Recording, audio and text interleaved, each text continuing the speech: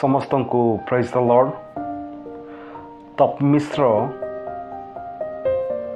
गोटे प्रश्न पचारे जीशु को तीनोटी कंटा द्वारा मारी दिया जाइथिला। केमिति ईश्वर हेले से निजर जातिर रक्षा करि पारले नाही, निजर धर्म रक्षा करि पारले नाही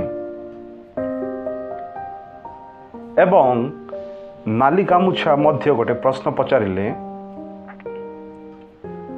जीशुଙ୍କ देहरे चारोटी कंटा बाड़ेबा फलरे से मृत्युवरण कले। आम हिंदू माने तांको अर्थात जीशु को ईश्वर बोली मानती। से माने कौन कही अछंती दयाकोरी आपण माने एही वीडियो देखंतु। मु तपी मिश्र प्रथम प्रश्न उत्तर देवा पाई चाहे। जीशुख्रीष्ट ए धरापृष्ठ को तांकर प्रथम आगमन रे जातिर रक्षा करबा निमंते आसी नथिले, धर्म रक्षा करबा निमंते आसी नथिले, किंतु से मृत्युवरण करबा निमंते आसीथिले। यह तांकर प्राथमिक उद्देश्य थिला ए धरापृष्ठ को आसीबार। एवं नाली गामुछा को मध्य कहवा पाई चाहे जीशुख्रीष्ट चारोटी कंटारे मृत्युवरण करिनथिले। चारोटी कंटा बाड़ेबा द्वारा से मृत्युवरण करिनथिले। यह बुझिबा पाई चेष्टा करंतु। जीशुख्रीष्टଙ୍କ आसीबार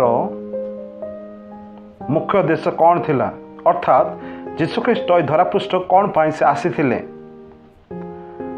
मार्क पुस्तक 10 अध्याय 45 पदरे प्रकार लेखा अछि, कारण मनुष्य पुत्र मध्य सेवा पाइबाकू आसीनांती, मात्र सेवा करिबाकू ओ अनेकंक निमंते मुक्तिर मूल्य स्वरूपे आपण प्राण देबाकू आसी अछंती। वास्तविक भाव में जीशुख्रीष्ट निजे सेवा पाइबा पाई जगत को 2000 वर्ष तले से आसी नथिले, किंतु आम्भमानकर पापरू उद्धार करिबा निमंते निजर जीवन को से प्रदान करथिले। अनेकंक मुक्तिर मूल्य स्वरूपे निजर जीवन को से प्रदान करथिले। एथि निमंते से 2000 वर्ष तले से ए धरापृष्ठ को आसीथिले। से मृत्युवरण करिबा पाई से आसीथिले। यह तांकर प्राथमिक कार्य थिला। एवं जीशुख्रीष्ट की प्रकार भाव से मृत्युवरण कले। जीशुख्रीष्टଙ୍କର मृत्यु गोटे प्रतिबदल मृत्यु थिला। से आम्भमानଙ୍କ बदଳରେ से मृत्युवरण कले, कारण आम्भे माने पाप करिथिलु एवं आम्भे माने आममानकर पाप पाए मृत्युवरण करिबार थिला। किंतु जीशुख्रीष्ट निजे स्वयं निर्धाग निष्कलंक पापशून्य व्यक्ति थिबारु से आम्भमानଙ୍କ बदଳରେ से क्रूस पर बलिकृत हेले एवं मृत्युवरण कले। एवं द्वितीय विषय देखिबा जीशुख्रीष्ट की प्रकार भाव से मृत्युवरण कले। जीशुख्रीष्टଙ୍କର मृत्यु ए प्रकार थिला, मुक्तिर मृत्यु थिला। से आम्भमानଙ୍କୁ मुक्ति देवा निमंते से क्रूस पर बलिकृत हेले,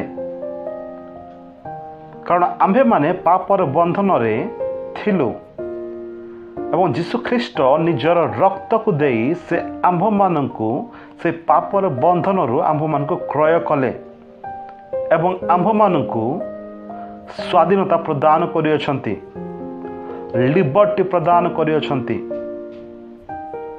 मुक्ति प्रदान करियछंती। एवं वर्तमान आमे अर्थात आम्भे माने ईश्वरंकर संतान अटु। एवं तृतीय विषय मान देखिबा जीशुख्रीष्ट की प्रकार भाव में मृत्युवरण कले। जीशुख्रीष्टଙ୍କର मृत्यु गोटे प्रायश्चितर मृत्यु थिला। ଯୀଶୁଖ୍ରୀଷ୍ଟ ଆମ୍ଭମାନଙ୍କ ବଦଳରେ ସେ ମୃତ୍ୟୁବରଣ କଲେ ଏବଂ ସେ ପ୍ରାୟଶ୍ଚିତ କଲେ, ଅର୍ଥାତ୍ ସେ ମୃତ୍ୟୁବରଣ କରି ପିତା ପରମେଶ୍ୱରଙ୍କର କ୍ରୋଧକୁ ସେ ସନ୍ତୁଷ୍ଟ କଲେ। ଯୀଶୁଖ୍ରୀଷ୍ଟଙ୍କର ମୃତ୍ୟୁବରଣ କରିବା ପୂର୍ବରୁ ପିତା ପରମେଶ୍ୱରଙ୍କର କ୍ରୋଧ ଆମ୍ଭମାନଙ୍କ ଉପରେ ଥିଲା। ଯୀଶୁଖ୍ରୀଷ୍ଟ ମୃତ୍ୟୁବରଣ କରି ସେ ପିତା ପରମେଶ୍ୱରଙ୍କର କ୍ରୋଧକୁ ସେ ଶାନ୍ତ କଲେ, ସେ ସନ୍ତୁଷ୍ଟ କଲେ, ସେ ଯେଉଁଦ୍ୱାରା ବର୍ତ୍ତମାନ ପିତା ପରମେଶ୍ୱରଙ୍କର କ୍ରୋଧ ଆମ୍ଭମାନଙ୍କ ଉପରେ ନାହିଁ। ଏବଂ ଚତୁର୍ଥ ବିଷୟ, ଯୀଶୁଖ୍ରୀଷ୍ଟ କ୍ଷମା ଦେବା ନିମନ୍ତେ ଅର୍ଥାତ୍ ଆମ୍ଭମାନଙ୍କର ପାପର କ୍ଷମା ପାଇଁ ସେ ମୃତ୍ୟୁବରଣ କଲେ, ଯେପରି ଆମ୍ଭେମାନେ କ୍ଷମା ପ୍ରାପ୍ତ ହେବା। ଏବଂ ପଞ୍ଚମ ବିଷୟ, ଯୀଶୁଖ୍ରୀଷ୍ଟ କ'ଣ ପାଇଁ ମୃତ୍ୟୁବରଣ କଲେ? ଯୀଶୁଖ୍ରୀଷ୍ଟ ଏଥିପାଇଁ ମୃତ୍ୟୁବରଣ କଲେ ଯେପରି ଆମ୍ଭେମାନେ ଧାର୍ମିକ ଗଣିତ ହେବା। ଯେତେବେଳେ ଗୋଟିଏ ପାପୀ ଯୀଶୁଖ୍ରୀଷ୍ଟଙ୍କଠାରେ ବିଶ୍ୱାସ କରେ, ପିତା ପରମେଶ୍ୱର ସ୍ୱୟଂ ସେ ନିଜେ ଆଇନଗତ ଭାବରେ ସେ ବ୍ୟକ୍ତିଙ୍କୁ ଧାର୍ମିକ ଗଣିତ କରନ୍ତି। ଏହି 5ଟି ବିଷୟ ପାଇଁ ଯୀଶୁଖ୍ରୀଷ୍ଟ ସେ ମୃତ୍ୟୁବରଣ କରିଥିଲେ। ପ୍ରଥମ ବିଷୟ, ଆମମାନଙ୍କ ବଦଳରେ ସେ ମୃତ୍ୟୁବରଣ କଲେ, ଆମମାନଙ୍କର ମୁକ୍ତି ନିମନ୍ତେ ସେ ମୃତ୍ୟୁବରଣ କଲେ, ଆମ୍ଭମାନଙ୍କ ନିମନ୍ତେ ସେ ପ୍ରାୟଶ୍ଚିତ କଲେ, ଆମମାନଙ୍କର ପାପ ପାଇଁ ସେ ମୃତ୍ୟୁବରଣ କଲେ ଯେପରି ଆମେମାନେ କ୍ଷମା ପ୍ରାପ୍ତ ହେବା। ଏବଂ ପଞ୍ଚମ ବିଷୟ, ଆମମାନେ ଯେପରି ଧାର୍ମିକ ଗଣିତ ହେବା, ଏଥି ନିମନ୍ତେ ସେ ମୃତ୍ୟୁବରଣ କଲେ।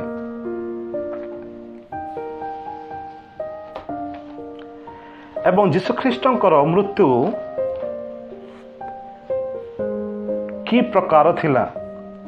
ଯୀଶୁଖ୍ରୀଷ୍ଟ କ'ଣ 3 ଗୋଟି କଣ୍ଟାରେ ମୃତ୍ୟୁବରଣ କରିଥିଲେ କି? ଯୀଶୁଖ୍ରୀଷ୍ଟ କ'ଣ 3 ଗୋଟି କଣ୍ଟାରେ ମୃତ୍ୟୁବରଣ କରିଥିଲେ କି? ଏହା ଅନେକ ଲୋକ କହନ୍ତି, ଯଥା ତପି ମିଶ୍ର, ନାଲି ଗାମୁଛା ଏବଂ ଅନେକ ଖ୍ରୀଷ୍ଟ ବିରୋଧୀ। କିନ୍ତୁ ଏହି ତଥ୍ୟ ଭୁଲ। ମୁଁ ଆପଣମାନଙ୍କ ନିମନ୍ତେ ମାଥି ପୁସ୍ତକ 27 ଅଧ୍ୟାୟର 26 ପଦ ପଢ଼ିବା ପାଇଁ ଚାହେଁ। ପିଲାତ ଯୀଶୁଙ୍କୁ ପ୍ରହାରିତ କଲା, ଯୀଶୁଙ୍କୁ କ୍ରୁଶରେ କ୍ରୁଶାର୍ପିତ କରିବା ପୂର୍ବରୁ। ପିଲାତ ଯୀଶୁଙ୍କୁ ପ୍ରହାରିତ କଲେ, ଯୀଶୁ କ୍ରୁଶ ଉପରେ ମରିବା ପୂର୍ବରୁ। ଏବଂ ଏହି ପ୍ରହାରକୁ ରୋମୀୟ ଚାବୁକ ପ୍ରହାର ବୋଲି କୁହାଯାଏ।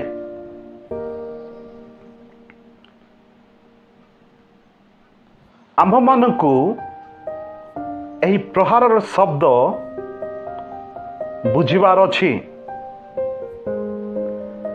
ଶବ୍ଦ ପ୍ରହାର ଗୋଟିଏ ଗ୍ରୀକ୍ ଶବ୍ଦ ଫ୍ରାଗେଲୋ। ଏହା ଗୋଟିଏ ଭୟାନକ ଶବ୍ଦ ପ୍ରାଚୀନ କାଳରେ ଅର୍ଥାତ୍ ପ୍ରାଚୀନ ଯୁଗରେ ବ୍ୟବହାର କରାଯାଇଥିଲା। କାରଣ ଯେତେବେଳେ ଏହି ଶବ୍ଦ ଶୁଣାଯାଉଥିଲା, ତତ୍କ୍ଷଣାତ୍ ଗୋଟିଏ ଭୟାନକ କଳ୍ପନା ଆସୁଥିଲା। ମୁଁ ଆପଣମାନଙ୍କୁ କହିବା ପାଇଁ ଚାହେଁ, ପ୍ରହାର କରିବା ବିଷୟରେ ଯୀଶୁ କ'ଣ ସହ୍ୟ କଲେ କ୍ରୁଶାର୍ପିତ ହେବା ପୂର୍ବରୁ? ଯୀଶୁ କ୍ରୁଶାର୍ପିତ ହେବା ପୂର୍ବରୁ ଯୀଶୁଖ୍ରୀଷ୍ଟଙ୍କର ଲୁଗାପଟା ସମ୍ପୂର୍ଣ୍ଣ ଭାବରେ ବାହାର କରାଦିଆଯାଇଥିଲା, ଯେପରି ସୈନ୍ୟମାନେ ତାହାର ଶରୀରକୁ ସମ୍ପୂର୍ଣ୍ଣ ଭାବରେ ଦେଖିବେ ଏବଂ ତାହାକୁ ଉଲଗ୍ନ ଅବସ୍ଥାରେ ବାଡ଼େଇବେ ଏବଂ କଷ୍ଟ ଦେବେ। ଏବଂ ଯୀଶୁଖ୍ରୀଷ୍ଟଙ୍କୁ ସେମାନେ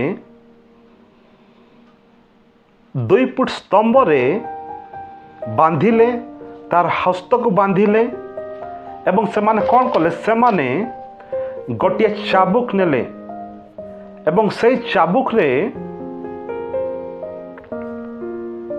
ୱାୟାର ଏବଂ ଲୁହା ଏବଂ ହାଡ଼ ଏବଂ କାଚ ଏହି ସକଳ ବିଷୟ ସେହି ଚାବୁକରେ ଥିଲା। ଏବଂ ଏହି ଚାବୁକକୁ ରୋମୀୟ ଜଗତରେ ଗୋଟିଏ ଭୟାନକ ଏବଂ ମାରାତ୍ମକ ହତିଆର ବୋଲି ଗଣିତ କରୁଥିଲେ।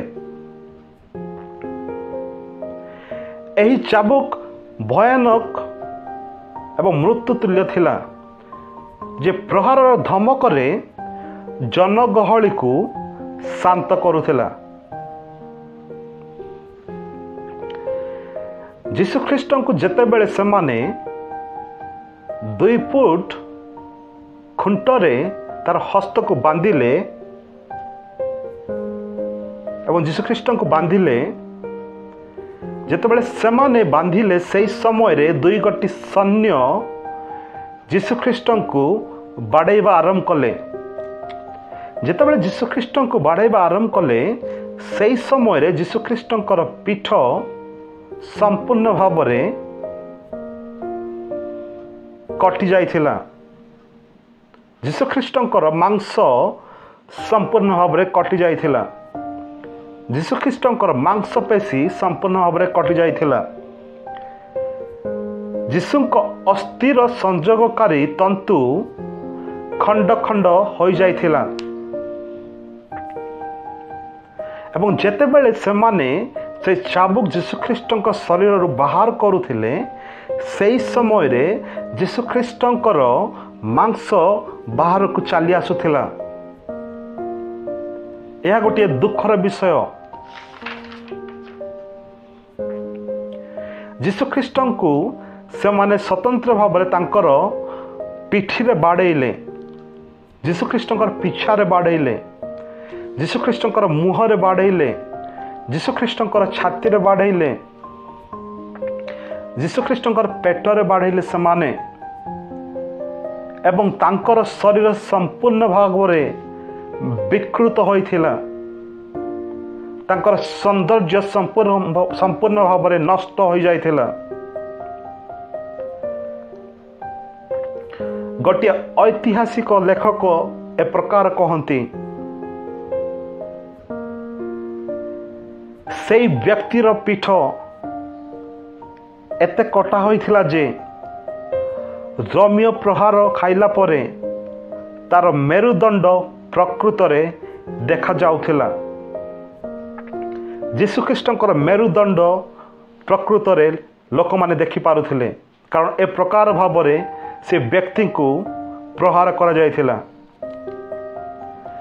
ଏବଂ ତାଙ୍କର ଅନ୍ତର୍ଭୁଜୁଳି ବାହାରକୁ ଚାଲି ଆସିଥିଲା।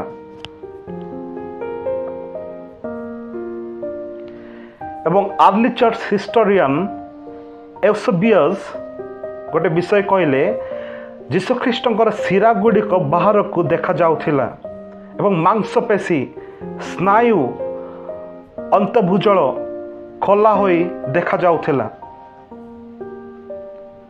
ଯଦି ସେମାନେ କରଡ଼ା ପ୍ରହାର ବନ୍ଦ କରିନଥାନ୍ତେ, ତାହେଲେ ଯୀଶୁଖ୍ରୀଷ୍ଟଙ୍କର ସର୍ବାଙ୍ଗ ମାଂସ ତାଙ୍କ ଶରୀରରୁ ବାହାର ପଡ଼ିଥାନ୍ତା ପୁଣି। ଏବଂ ଯୀଶୁଖ୍ରୀଷ୍ଟଙ୍କର ଧମନୀ ଅର୍ଥାତ୍ ବ୍ଲଡ୍ ଭେସେଲ୍ ଚାବୁକର ମାଡ଼ରେ କଟା ଯାଇଥିଲା। ତେଣୁ ଅଧିକ ମାତ୍ରାରେ ରକ୍ତ ଚାଲି ଯାଇଥିଲା।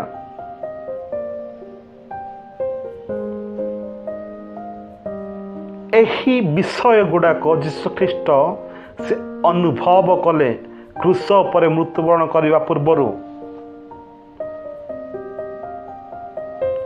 ଯୀଶୁଖ୍ରୀଷ୍ଟଙ୍କୁ ତୃଷା ଲାଗୁଥିଲା, ତାଙ୍କ ମୁହଁ ବୁଲାଉଥିଲା।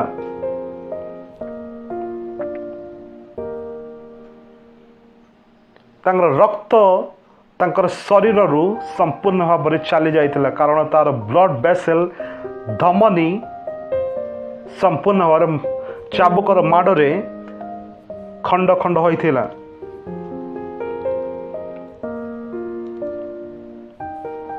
ଏବଂ ଯୀଶୁଖ୍ରୀଷ୍ଟଙ୍କୁ ଯେତେବେଳେ ସେମାନେ କ୍ରୁଶ ଉପରେ ଝୁଲାଇଲେ, ସେହି ସମୟରେ ସେମାନେ 7 ଇଞ୍ଚର ଗୋଟିଏ ମେଖ ନେଲେ। ସେମାନେ, ଆପଣ ଚିନ୍ତା କରନ୍ତୁ, 7 ଇଞ୍ଚର ମେଖ। ସେ ମେଖ ଗୁଡ଼ାକ ଯୀଶୁଖ୍ରୀଷ୍ଟଙ୍କୁ କ୍ରୁଶ ଉପରେ ଲମ୍ବମାନ କରିବା ନିମନ୍ତେ ସେମାନେ ବ୍ୟବହାର କଲେ। ଏହା ଗୋଟିଏ ଯନ୍ତ୍ରଣାଦାୟକ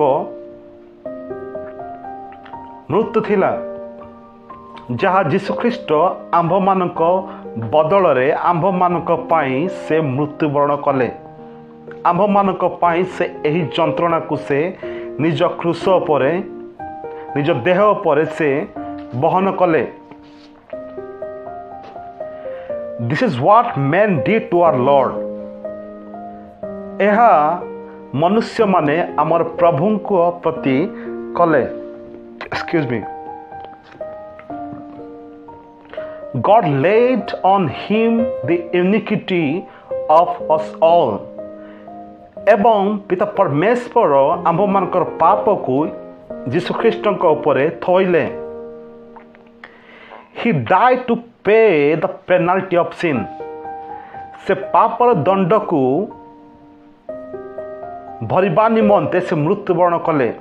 ପାପର ବେତନ କ'ଣ? ମୃତ୍ୟୁ। ଆମ୍ଭେମାନେ ମରିବାର ଥିଲା, ସେ ମୃତ୍ୟୁବରଣ କଲେ। He died for you and for me. ସେ ଆପଣଙ୍କ ନିମନ୍ତେ ଏବଂ ମୋ ନିମନ୍ତେ ସେ ମୃତ୍ୟୁବରଣ କଲେ। କ'ଣ ବାସ୍ତବିକ ଭାବରେ ଯୀଶୁଖ୍ରୀଷ୍ଟ କ୍ରୁଶ ଉପରେ ମୃତ୍ୟୁବରଣ କଲେ? ଯୀଶୁଖ୍ରୀଷ୍ଟ ନିଜର ଆତ୍ମାକୁ ଈଶ୍ୱରଙ୍କ ନିକଟରେ ସେ ସମର୍ପଣ କଲେ। ଯେତେବେଳେ ସେ କ୍ରୁଶ ଉପରେ ମୃତ୍ୟୁବରଣ କଲେ, ଏହାର ଅର୍ଥ ତାହାର ଶରୀର ମୃତ୍ୟୁ ହେଲା,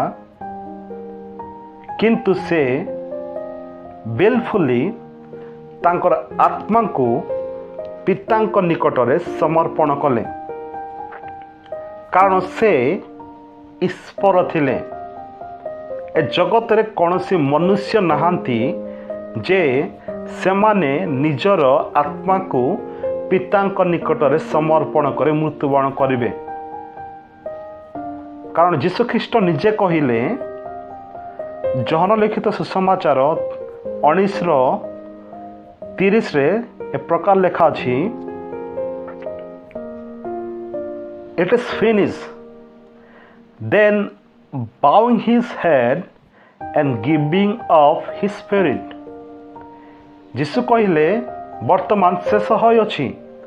ତାଙ୍କର ମସ୍ତକକୁ ସେ ନତ କଲେ ଏବଂ ସେ ପିତା ପରମେଶ୍ୱରଙ୍କ ନିକଟରେ ନିଜର ଆତ୍ମାକୁ ସେ ସମର୍ପଣ କଲେ, କାରଣ ସେ ସ୍ୱୟଂ ସେ ଈଶ୍ୱର ଥିଲେ। କୌଣସି ବ୍ୟକ୍ତି ତାଙ୍କୁ ମାରିବା ପାଇଁ ଅସମର୍ଥ ଥିଲେ, କିନ୍ତୁ ସେ ନିଜେ ନିଜର ଆତ୍ମାକୁ ପିତା ପରମେଶ୍ୱରଙ୍କ ନିକଟରେ ସେ ସମର୍ପଣ କଲେ। ଯୀଶୁଖ୍ରୀଷ୍ଟ କ୍ରୁଶ ପରେ ମୃତ୍ୟୁବରଣ କରିବା ପୂର୍ବରୁ ସେ ଗୋଟେ ବିଷୟ କହିଥିଲେ, ମୁଁ ମୃତ୍ୟୁବରଣ କରିବି। ସେ ନିଜର ମୃତ୍ୟୁ ବିଷୟରେ ସେ ଭବିଷ୍ୟବାଣୀ କରିଥିଲେ, ମୁଁ 3 ଦିନ ପରେ ପୁନର୍ଥିତ ହେବି। ଏହି ବିଷୟ ମଧ୍ୟ ସେ କହିଥିଲେ ଏବଂ ବାସ୍ତବିକ ଭାବରେ ସେ ମୃତ୍ୟୁବରଣ କଲେ ଆମମାନଙ୍କର ପାପ ନିମନ୍ତେ, ସମାଧି ପ୍ରାପ୍ତ ହେଲେ ଏବଂ ତୃତୀୟ ଦିବସରେ ସେ ପୁନର୍ଥିତ ହେଲେ। ସେ ଯେଉଁ ଭବିଷ୍ୟବାଣୀ ସେ କରିଥିଲେ, ସେହି ଭବିଷ୍ୟବାଣୀ ତୃତୀୟ ଦିବସରେ ସଫଳକୃତ ହେଲା। ଯଦି ସେ ଈଶ୍ୱର ହୋଇନଥିଲେ, ଏହି ବିଷୟ ଗୁଡ଼ାକ କୌଣସି ମାତ୍ରାରେ ଘଟିନଥାନ୍ତା। ପୁଣି ସେ ଈଶ୍ୱର ହୋଇଥିଲେ, ତେଣୁ ତାଙ୍କର ଭବିଷ୍ୟବାଣୀ ସଫଳ ହୋଇଥିଲା। ଆଜି ଏହି ରାତ୍ରି ସମୟରେ ମୁଁ ବିଶେଷ ତପ୍ ମିଶ୍ର, ନାଲି ଗାମୁଛା ଏବଂ ଅନେକ ଖ୍ରୀଷ୍ଟ ବିରୋଧୀମାନଙ୍କୁ କହିବା ପାଇଁ ଚାହେଁ, ଦୟାକରି ଯୀଶୁଖ୍ରୀଷ୍ଟଙ୍କ ବିଷୟରେ କିଛି କହିବା ପୂର୍ବରୁ भलरे चिंता करंतु कारण से वास्तविक परमेश्वर अटंती से अनेक प्रकार कार्य करियछंती आपणक निमंते आपणकर पाप निमंते आपणकर मुक्ति निमंते आपणक पाई से मृत्युवरण करियछंती से स्वयं परमेश्वर अटंती से जाति रक्षा करने निमंते आसी नथिले धर्म रक्षा करने निमंते आसी नथिले से किंतु आपण को रक्षा करने निमंते आसीथिले आज आपण को रक्षा करबा पई चाहंती से यीशु ख्रीष्ट मृत्युर अर्थ को बुझिया पई चेष्टा करंतु यीशु ख्रीष्ट मृत्युर महत्व को बुझिया पई चेष्टा करंतु ताहाले आपण मानक जीवन रे आपण माने शांति पाइबे एवं आपण माने यीशु ख्रीष्ट मृत्यु को बुझिबे एवं यीशु ख्रीष्ट ठारे थैंकफुल हो पारिबे। मु विश्वास करुछि आपण माने प्रत्येक एई वीडियो को प्रारंभ रु शेष पर्यंत देखि अछंती। यदि आपण माने प्रभुंकर वाक्य शिखि अछंती एई वीडियो माध्यम रे ताले ए वीडियो को अर्थात ए चैनल को सब्सक्राइब करंतु ए वीडियो को लाइक करंतु कमेंट करंतु बेल आइकन को दबांतु एवं आपण मानकर सांग साथी बंधु बांधव परिजन मानक सहित एही वीडियो शेयर करबा निमंते चेष्टा करंतु। प्रभु आपण प्रत्येक को प्रचुर भाव आशीर्वाद करंतु। प्रत्येक को पुणी थरे नमस्कार ज्ञापन करे। नमस्कार। आमेन। God bless.